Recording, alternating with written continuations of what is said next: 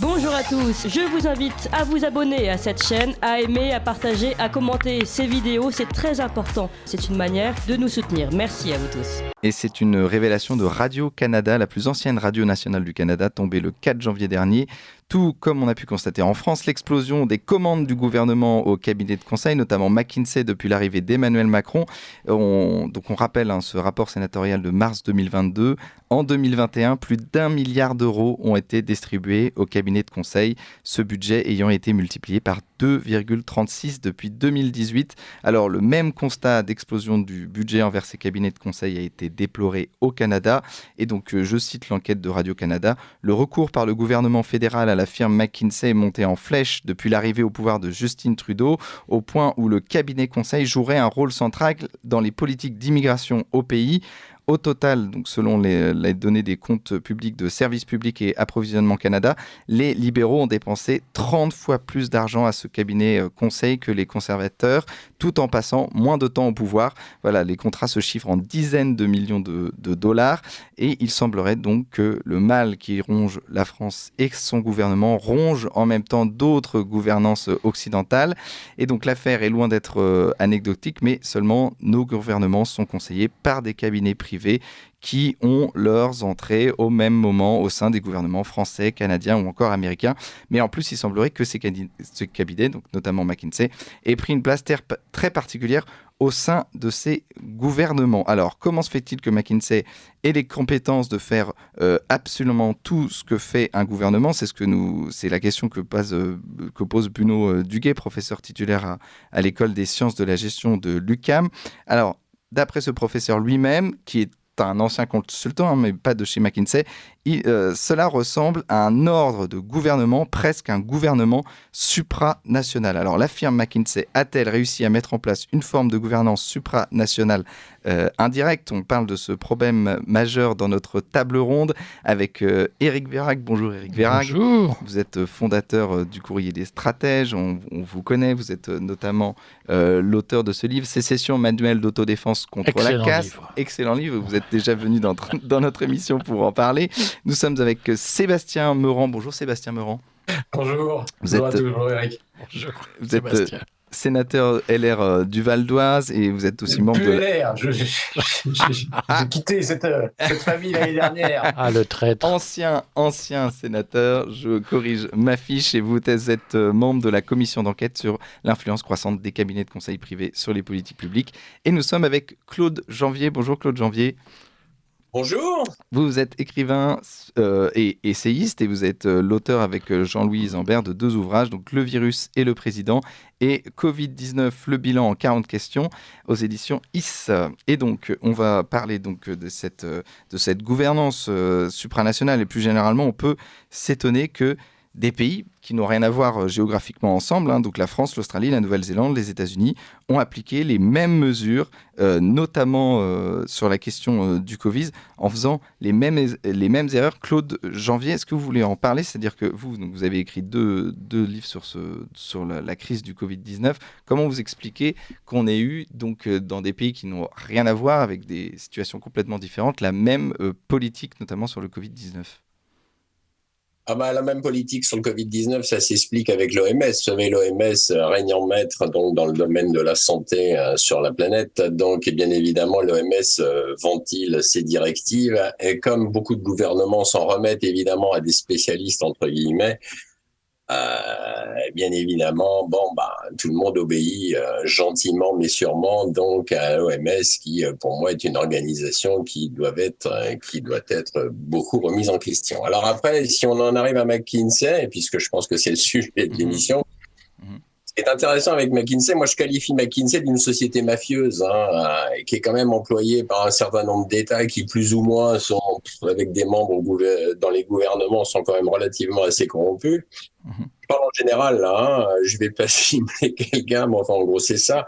McKinsey est présent quand même dans 140 pays, c'est quand même assez étonnant. Et quand on regarde un peu le CV de McKinsey, moi je trouve ça assez vertigineux quand même. Je me suis toujours demandé comment des gouvernements pouvaient continuer à employer McKinsey, puisque McKinsey, je vais vous faire un rapide topo, si vous le permettez. En 2001, il y a eu l'affaire Enron aux États-Unis, je ne sais pas si on se souvient.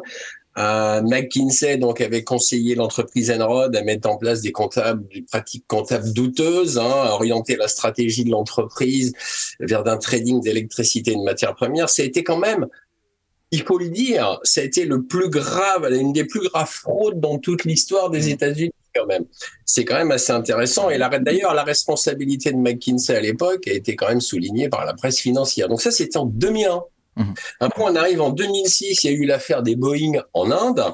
Donc, ils auraient recommandé l'entreprise Boeing, je parle de McKinsey toujours, corrompre les fonctionnaires indiens, etc. Donc, ça continue. On en arrive à 2007-2008.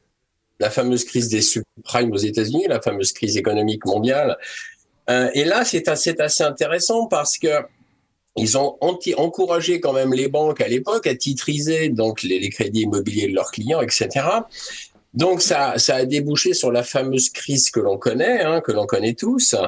En 2012, on arrive ensuite en 2012. Non, mais ça me fait presque sourire parce que je me dis quand même, c'est incroyable avec un CV pareil. Il y a eu un délit d'initié du directeur général qui s'appelle, comment il s'appelle, Raja Gupta. Voilà, c'est ça, directeur général de McKinsey de 94 à 2003. Il a été reconnu coupable de délit d'initié et a été condamné à 2 ans de prison. En 2014, alors ça c'est intéressant, ça me fait toujours assez sourire aussi. En 2014, la ville de New York recrute McKinsey avec pour objectif de diminuer la violence dans la prison de Rikers Island. Le cabinet quand même a empoché 28 millions de dollars pour ça. Et sauf qu'après suivi le conseil de McKinsey, la violence bat des records et atteint des niveaux inédits. Alors ça, c'est je trouve comme résultat, c'est magnifique. 2015, McKinsey empoche 10 millions de dollars grâce à la CIA. Oui, ça c'est intéressant aussi. C'est le seul cabinet conseil qui a eu son entrée dans la CIA et qui a réussi quand même à faire débourser la CIA 10 millions de dollars.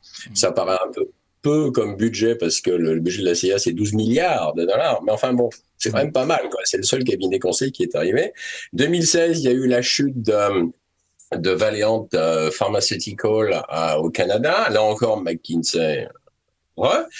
2016, je sais même plus ce qu'il y a eu. 2016, oui, c'est ça. Il y a eu une mission de McKinsey à l'Office fédéral allemand d'immigration à gérer la crise migratoire et le Spiegel à l'époque aurait rapporté la chose, ça a rapporté quand même plus de 20 millions d'euros. 2018, il y a eu une affaire de corruption en Afrique du Sud. Il y a eu le plan Maroc vert aussi. Ils ont fait une étude, McKinsey, sauf que le Maroc, il n'y a pas beaucoup d'eau, comme on le sait, et donc ça a amené le Maroc, en fait, c'était très compliqué. Ensuite, on en arrive à la France, vous l'avez évoqué tout à l'heure, et on en arrive aujourd'hui au Canada.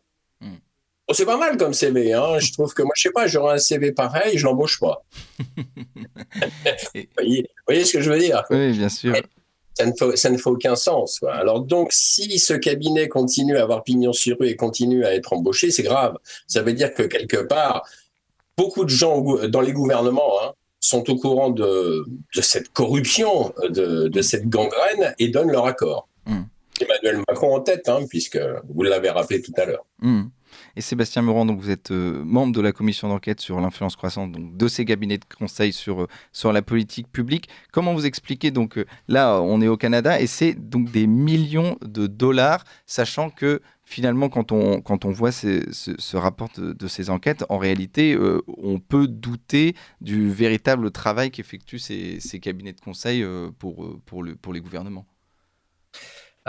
C'est partout, sur tous les sujets. On constate que c'est également au Canada, mais c'est dans de multiples pays européens, occidentaux et autres, et sur tous les sujets. Et là, on peut rajouter aussi aux États-Unis le scandale des opiacés où la firme a été condamnée. Oui, c'est vrai. Et que c'est le scandale sanitaire majeur récent, c'est que les gouvernements ont confié à une firme condamnée fortement à des centaines de millions de dollars d'amende, et on a confié la gestion de la crise sanitaire. Et on comprend en France. Je rappelle que l'OMS, effectivement, je suis tout à fait d'accord avec ce que vous venez de dire concernant l'OMS, et concernant également les autres machins dont parlait le général, c'est que l'OMS considérait que notre système de santé à nous était dans les meilleurs du monde au début des années 2000, et on voit aujourd'hui, cette semaine, on a encore parlé de pénurie de médicaments. Partout, sur tous les sujets. Donc cette pseudo-élite mondialisée s'impose et impose ses conseils ses conseillers partout. Et avec les résultats que l'on sait. Donc cet aspect corruption et autres se pose. Enfin, c'est le règne de l'argent. On comprend bien que notre président de la République, puisque moi je suis français, nous parle qu'il n'y a plus de nation française, qu'il n'y a plus de culture française, et qu'on est tous européens. Donc il y a une mainmise mondialisée de conseillers internationaux sur des démocraties, ou les démocraties avec les guillemets, parce que moi j'ai bien vu ça au Sénat, et j'ai bien vécu cette difficulté à essayer simplement de réfléchir, à se poser des questions. Et là, le professeur Perron, puisque c'était un de ceux qui menait la bataille sur le plan de la santé, a été blanchi. Les médias l'avaient traîné dans la boue à multiples reprises. Le fait qu'il soit complètement blanchi par ses pairs, on n'en parle pas beaucoup. Donc c'est effectivement une atteinte grave à la démocratie, puisqu'on confie des pans entiers. Là, vous parlez de la CIA, je l'ignorais. Les pays confient des pans entiers qui relèvent de l'essence même de la démocratie, de la souveraineté nationale, ou des sujets qu'on doit absolument gérer de manière la plus sûre possible, à des firmes privées, dont je rappelle, l'objet d'une société privée, c'est de faire du profit, et on ne peut pas la condamner. Par contre, donc cette logique financière, cette logique du profit se heurte avec une logique démocratique. Les États doivent gérer le bien commun et l'intérêt, moi je crois évidemment à l'international, et ce que je regrette, c'est que en France surtout, mais ce qu'on constate, c'est que dans d'autres pays aussi, on a recours à des mercenaires, simplement. Mais est-ce qu'on a recours à ces mercenaires parce que l'État et les gouvernements n'ont plus les capacités de gérer ces problèmes, ou alors pourquoi on a affaire à ces cabinets de conseil ? On n'a jamais autant dépensé d'argent public. On n'a jamais eu autant de fonctionnaires en nombre simplement en France. Et là, on pourrait se penser, c'est surtout l'argument facile donné par les gouvernants, donné par le président, c'est que lorsqu'on a une expertise très pointue, en informatique, on va avoir recours ponctuellement à des cabinets extérieurs, à des compétences extérieures. Mais on a pu, nous, se rendre compte lors de l'enquête, c'est qu'on avait eu recours à McKinsey pour réfléchir sur l'avenir du métier des enseignants. On avait recours à McKinsey pour des choses qui n'avaient strictement rien à voir avec des compétences pointues. Donc là, c'était... et d'ailleurs, le parquet national financier a ouvert une enquête sur les comptes, sur la façon dont se déroulaient les élections présidentielles en 2017 et en 2022.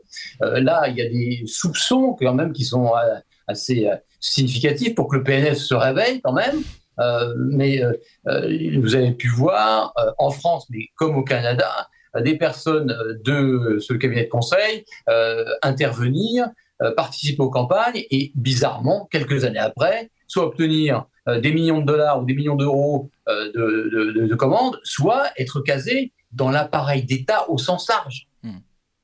Donc ça pose au minimum un certain nombre de questions. Oui. Et que ça soit en France et également donc, là au Canada, x30 en quelques années, et notamment tout ce qui touche l'immigration, tout ce qui touche en fait la disparition des États-nations, tout ce qui relève des spécificités de nos États. Et là, il y a une mainmise, et là on peut, sans être complotiste, reprendre des écrits du poète des stratèges ou des écrits de Sieur Attali et d'autres personnes qui souhaitaient et qui appellent de leur vœu et qui construisent en fait, qui mettent à bas nos démocraties pour un gouvernement mondial où l'argent règne en roi et abolit toutes les frontières.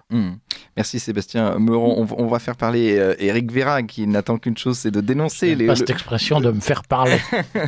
qui va parler. Ça donc rappelle les heures les plus sombres. Vous allez parler de la corruption de ces gouvernements, mais tout de suite, il est 8h, c'est l'heure du bulletin d'actualité de François Laurent. Ligne droite, le témoin a dit la vérité, il doit être exécuté. La table ronde.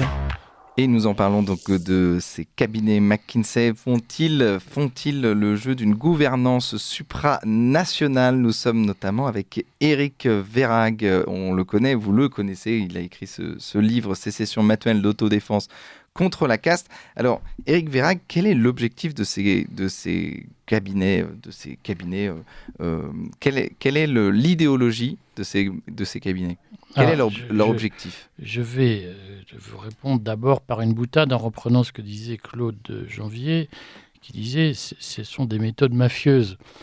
Alors je crois que c'est un malentendu, d'abord parce qu'il y a une différence de fond entre la mafia et McKinsey, c'est que la mafia, ça marche.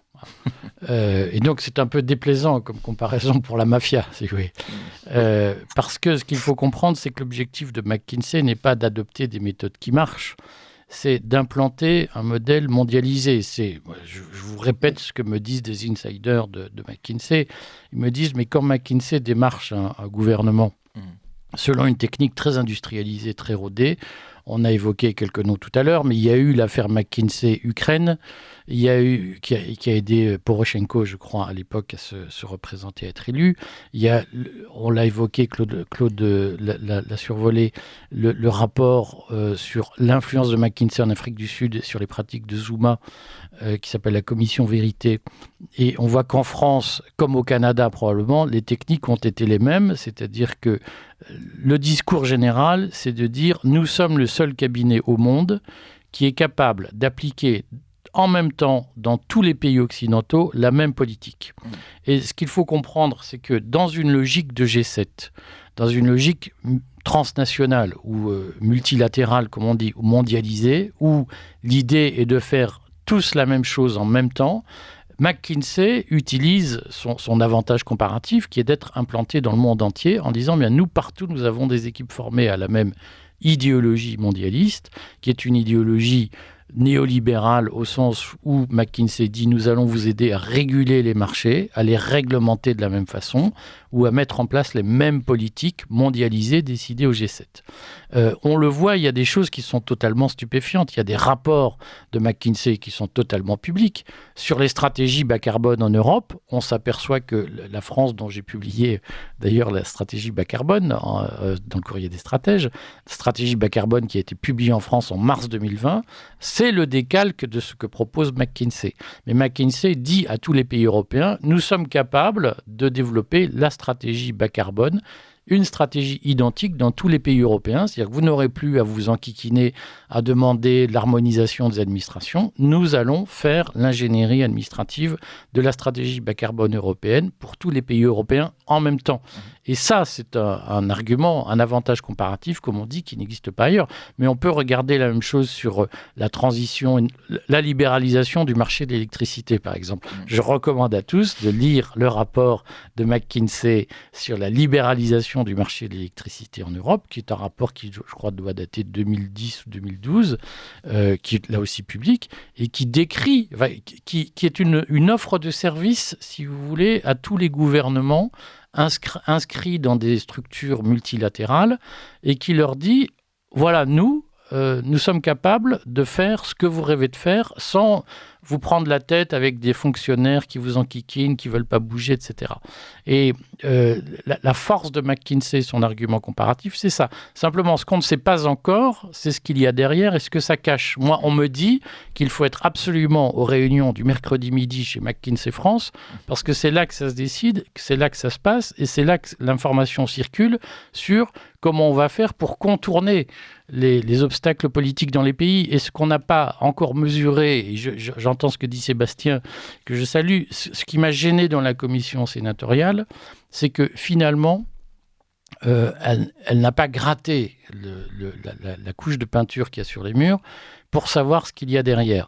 Ça m'aurait intéressé, moi, d'avoir la totalité des rendus, des praticables, comme on dit, c'est-à-dire des documents fournis par McKinsey et par Accenture sur la stratégie Covid et notamment la stratégie de la vaccination, parce que j'ai la conviction intime que je ne peux pas prouver, donc je le souligne, c'est une rumeur, c'est une probabilité, c'est une question que je me pose. Est-ce que oui ou non, le pass sanitaire a été une proposition McKinsey? Est-ce que le McKinsey Chine a importé en Occident la stratégie autoritaire du gouvernement chinois pour mettre en place la stratégie Covid? Et j'aurais bien aimé avoir cette réponse de la commission sénatoriale, mais je suis resté un peu frustré parce que je trouve que les questions n'ont pas été assez incisives. On peut poser la question à Claude Janvier, notamment sur l'idéologie qu'il y a dans ces cabinets de conseil, et notamment une espèce de marche forcée pour la vaccination et pour le pass vaccinal. Le problème, c'est que c'est très opaque, c'est-à-dire que ce soit le conseil scientifique, quand il était encore à l'époque avec le grand professeur Delfrécy, que ce soit les conseils de défense où tous les ministres et Emmanuel Macron se réunissaient, mais avec un portable, avec les téléphones portables éteints, c'est-à-dire même tout déconnecté. Donc, on ne sait pas ce qui s'y passe. Et enfin, on en arrive à ce que soulignait à l'instant Eric, c'est on en est à quelque chose de très opaque. Donc, on ne peut pas savoir, mais on a bien entendu tout un tas de faisceaux d'indices qui concourent à le fait que toute cette stratégie vaccinale et toute cette stratégie de mettre en place le pass sanitaire et le pass vaccinal d'ailleurs, puisque maintenant c'est aussi un pass vaccinal. De toute façon, c'est une stratégie qui rejoint une stratégie européenne et je dirais même mondiale, puisqu'il faut quand même pas oublier que au sein du Parlement européen, le passeport numérique européen a été voté, il est en cours d'application, ce qui veut dire que dans ce passeport numérique européen, il va y avoir le pass vaccinal, etc., plus vos coordonnées bancaires, plus vos documents d'identité, plus aussi vos pathologies. C'est-à-dire que vos pathologies seront inscrites dans votre téléphone, dans votre passeport numérique européen, ce qui permettra d'ailleurs, je pense, aux compagnies d'assurance derrière d'augmenter quelques primes s'ils découvrent que vous avez quelques pathologies. Mais bon, bref. Passons. Et l'OMS en a profité, j'en reviens aussi à l'OMS, au moment d'ailleurs en plein milieu du conflit russo-otanusien, vous remarquerez que je ne dis pas russo-ukrainien, mais que je dis russo-otanusien, on a profité pour mandater des sociétés privées pour travailler sur l'élaboration d'un passeport numérique mondial. Et ça, c'est pas une vue de l'esprit, c'est tout à fait une réalité. Donc on est dans une énorme machinerie, avec bien entendu des cabinets conseils, très certainement McKinsey et quelques autres d'ailleurs, qui travaillent activement dans cette même direction, ce qui explique aussi pourquoi autant de pays d'ailleurs se sont engouffrés je dirais presque d'un seul homme, vers cette stratégie vaccinale en ignorant d'ailleurs, je le dis au passage, des médicaments efficaces comme l'ivermectine et l'hydroxychloroquine et l'azithromycine qui soignent, et c'est prouvé, c'est vraiment prouvé aujourd'hui, qui soignent effectivement la Covid-19. Au Japon, par exemple, je fais une petite digression rapide, au Japon, ils se sont aperçus que l'ivermectine fonctionnait. Ils ont mis en place toute une stratégie effectivement de soins basée sur l'ivermectine et ils ont eu beaucoup moins de décès avec des gens qui étaient atteints de la Covid-19. En Europe, bien entendu, tous les pays européens obéissant à Bruxelles et obéissant aux États-Unis sont engouffrés derrière Pfizer, Moderna, etc. Et on en est là où on en est aujourd'hui, c'est-à-dire avec des liquides frauduleusement appelés vaccins, parce que moi je les appelle pas des vaccins, et qui en fait ne garantissent en rien, puisque en fait des gens triplement et quadruplement vaccinés se chopent quand même la Covid. Enfin moi je veux dire c'est un ridicule total, mais bon voilà c'est comme ça, quoi. Et on va parler donc de cette corruption de ces cabinets de conseil, en tout cas qui courront les gouvernements. On rappelle que le financement de la campagne d'Emmanuel Macron a été notamment financé notamment par McKinsey. Enfin, ce sont des choses très opaques. Est-ce que, Sébastien Meurant, ces cabinets de conseil sont forcément, en tout cas en partie, corrompus par le gouvernement ?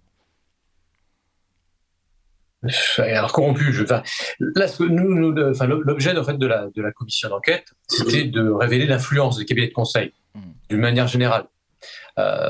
Et ça a quand même eu un écho dans les médias. C'était peut-être un peu trop tardif par rapport à l'élection présidentielle, mais ça révélait en fait la mainmise dans tous les secteurs, que ce soit de l'éducation nationale, effectivement de conseil sur la santé et bien d'autres sujets, des cabinets de conseil et particulièrement de McKinsey. McKinsey qui a participé à l'élection présidentielle de 2017 d'Emmanuel Macron.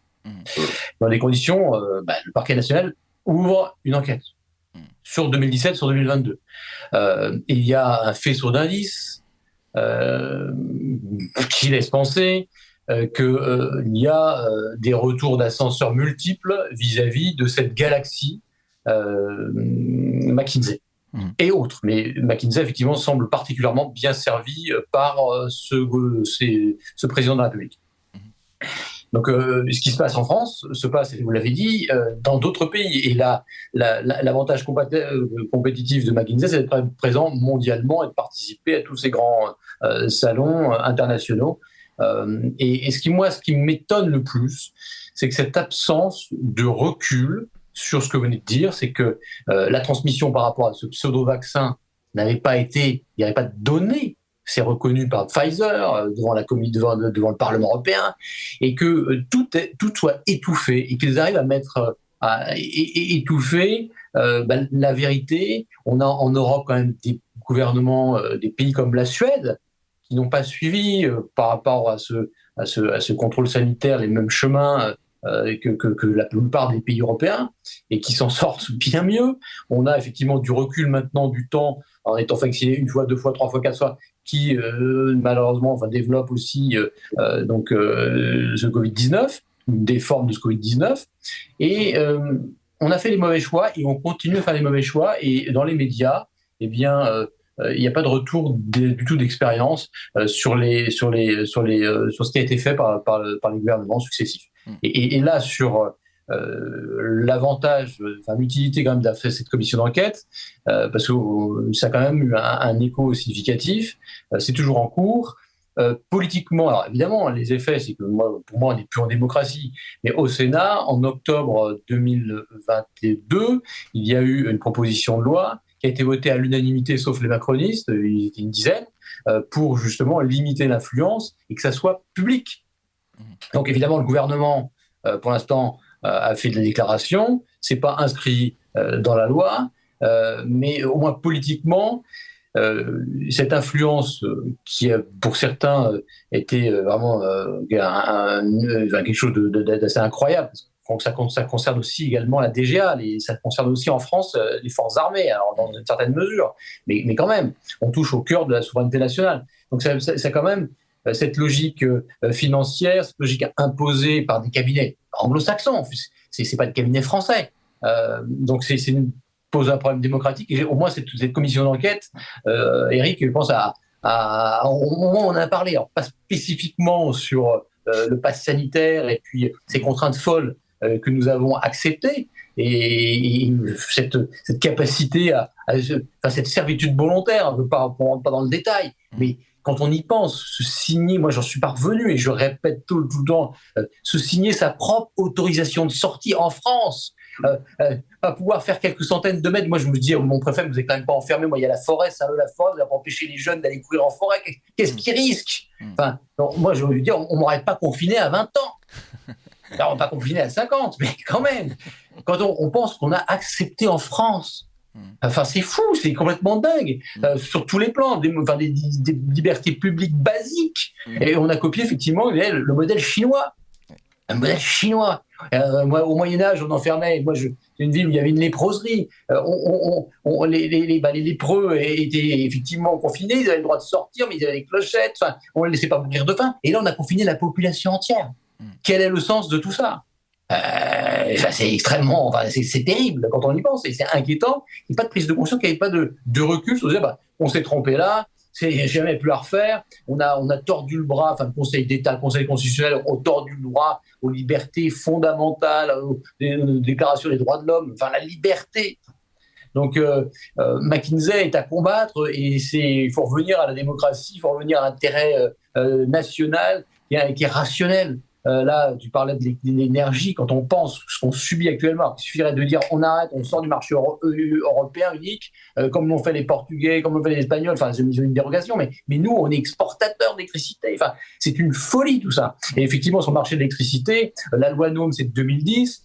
Donc la loi NOM, évidemment, c'est pas la gauche. La gauche a cassé, pour faire plaisir aux Verts, depuis Jospin, depuis 97, Super Phénix, et la droite, c'est la droite, c'est le maire de ceux qui sont actuellement, pour cette idéologie mondialiste et libre-échangiste sur tous les aspects. On a signé en France la loi NOM, c'est 2010, et qui aboutit en fait à aujourd'hui qu'on ait une énergie qui soit capitulée sur le prix du gaz et qui explose et sur un prix de marché. Voilà. Et sur l'énergie en 2023, sous les conseils certainement de la même façon, les particuliers vont voir le prix du gaz qui sera plus réglementé. Donc il faut vraiment, et j'espère que tout ça permettra une prise de conscience du citoyen lambda qui va voir sa facture de gaz exploser et qui va devoir voir ces prix qui étaient réglementés, vont maintenant, ce sont des prix spéculatifs. Et on fait rentrer le marché, l'énergie, on fait rentrer le marché dans la santé, effectivement, et on a au plus meilleur bénéfice des Pfizer, des Moderna et d'autres, testé grandeur nature des produits qui n'avaient pas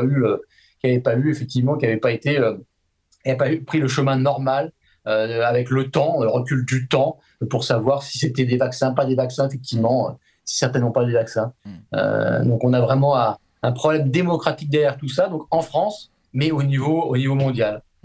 Et Éric Vérag, il y a une corruption des gouvernements par ces cabinets de conseil. Vous diriez le mot corruption ou c'est trop fort encore ? Alors, moi je reste factuel. Je note que Martin Hirsch, lors d'une intervention radio, a soutenu, c'était au printemps, au fin de l'hiver 2022, a soutenu qu'il avait été démarqué, que le cabinet du Premier ministre de l'époque lui avait dit, sauf erreur de ma part, lui avait demandé d'accepter des conseils pro bono de McKinsey. Les conseils pro bono, c'est quand McKinsey vous dit on va faire ça gratuitement, vous inquiétez pas, c'est plaisir des yeux.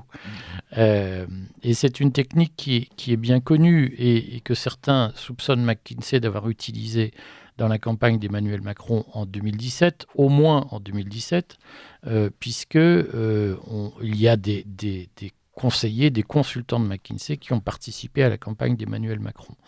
La technique du pro bono, elle est utilisée en disant c'est gratuit, mais tu payeras plus tard. C'est-à-dire, on se remboursera sur un marché, etc. Et je note qu'aujourd'hui, effectivement, le parquet de Paris, le parquet financier d'ailleurs, et pas le parquet de Paris, le parquet national financier a ouvert une information judiciaire sur des passations de marché en France au bénéfice de cabinets de conseil et particulièrement information judiciaire qui vise Emmanuel Macron. Et donc, ça ne signifie pas que ça va aboutir, ça ne signifie pas que Emmanuel Macron est coupable, bien entendu, ça ne signifie pas que le parquet national financier a ouvert cette enquête avec l'intention d'aboutir, ça peut aussi signifier qu'il a voulu empêcher toute forme d'autre d'enquête et pouvoir étouffer l'enquête, mais ça signifie en tout cas qu'il y a aujourd'hui un vrai doute que le pouvoir ne lève pas sur le lien qu'il a pu y avoir entre une participation pro bono de McKinsey, probablement pro bono de McKinsey, à la campagne électorale d'Emmanuel Macron en 2017, avec de son propre aveu le patron de McKinsey France qui avait proposé un prêt personnel pour financer Macron que Macron a refusé, soulignons-le. Le président aujourd'hui ne peut pas faire l'objet d'accusations. Simplement, on note qu'il y a des affaires troublantes et qu'elles sont suffisamment troublantes pour que le parquet national financier ait jugé utile d'ouvrir une enquête préliminaire pour savoir si oui ou non il y a anguille sous roche. Moi, ce que je crois, c'est que c'est le boulot des parlementaires que de vérifier ça. Parce que le parquet national financier, on le sait, le parquet en France est aux ordres de la chancellerie. La France est l'un des seuls pays au monde où le parquet n'est pas indépendant. Ça pose un vrai problème démocratique, je vous le dis, puisque je suis convoqué demain par la police judiciaire et ça commence à bien faire ce harcèlement judiciaire dont les dissidents sont victimes alors qu'Emmanuel Macron, lui, on lui fout une paix royale.